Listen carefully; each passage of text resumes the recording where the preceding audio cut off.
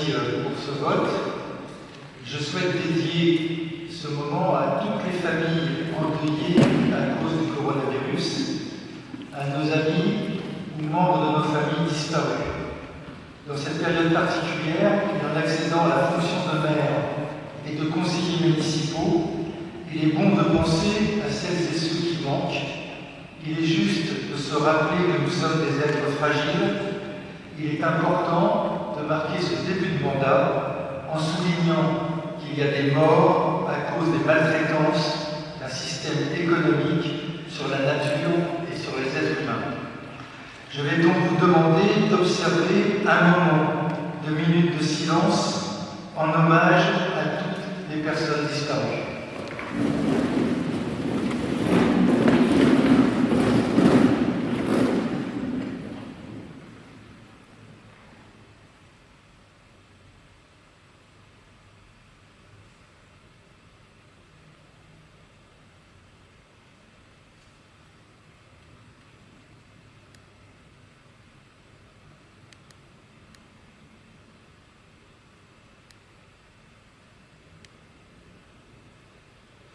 Merci.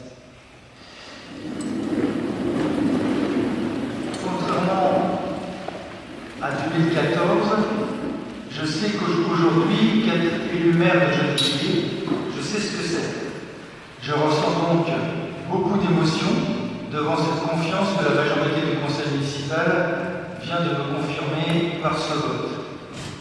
J'ai une pensée pour Jacques Brune et Jacques Bourgoin, les maires précédents, qui ne peuvent partager ce moment avec nous à cause du huis clos de notre conseil. Je me situe à la fois dans la continuité et le renouvellement de leur action.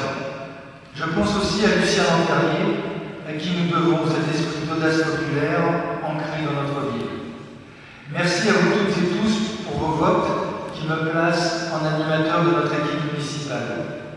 Sachez que je suis très fier de vous, de notre équipe pluraliste avec des communistes, des écologistes, des socialistes, des militants et militantes du Front de gauche, des femmes et des hommes progressistes non adhérents à un parti politique, des croyants et des non-croyants, des jeunes et des moins jeunes, des personnes de cultures diverses mais solidement ouvertes sur le monde et tendant la main vers les autres.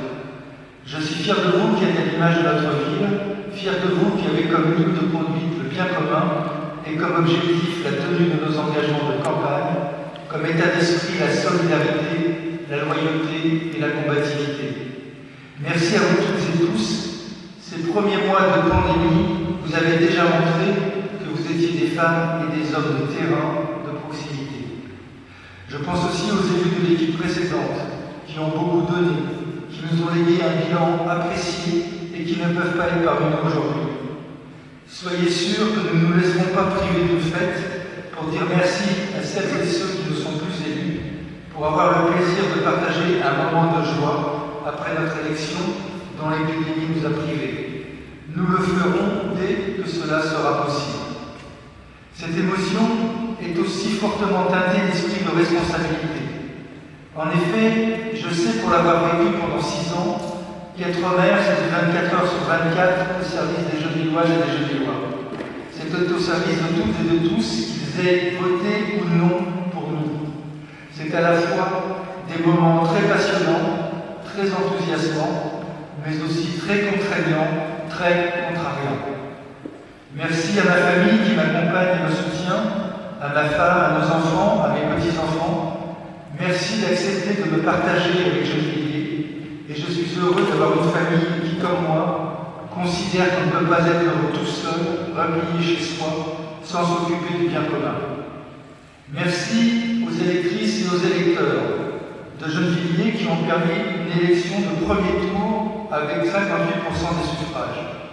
Je mesure l'importance des responsabilités que vous nous confiez. Merci de votre confiance renouvelée. Et je sais par expérience que cette confiance n'est pas une confiance aveugle. Nous savons que ce n'est pas un chèque en blanc. Vous nous avez donné de la force avec ce résultat électoral pour que nous continuions à agir, à améliorer la situation, à changer ce qu'il faut changer, à continuer ce qui va bien.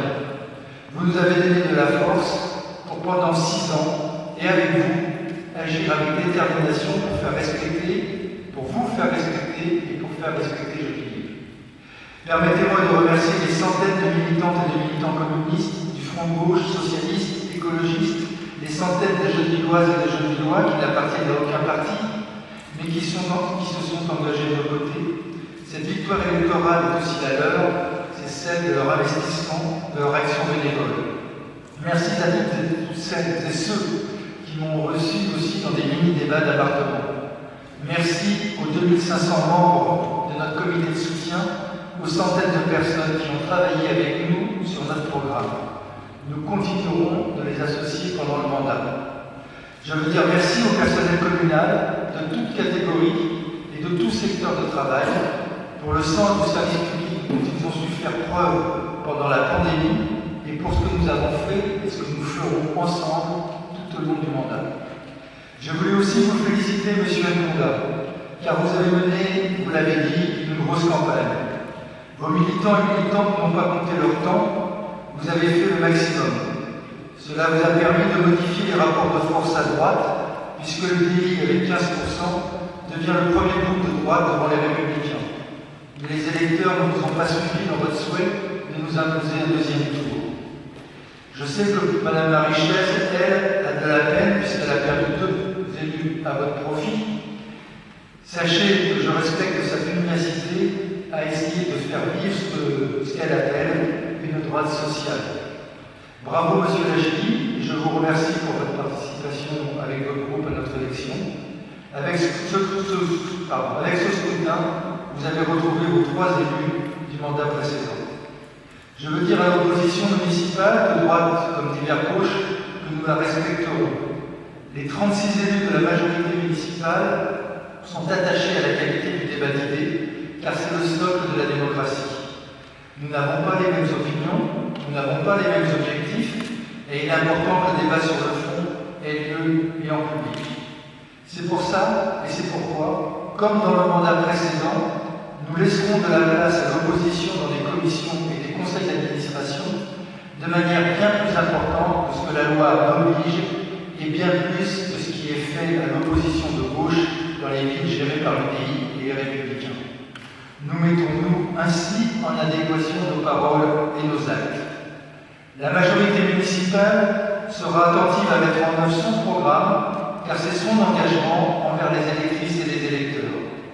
Nous continuerons à être toujours plus en proximité, car nous ne nous satisfaisons pas de l'abstention et du retrait de la vie publique en dehors des élections de nombreuses citoyennes et de nombreux citoyens.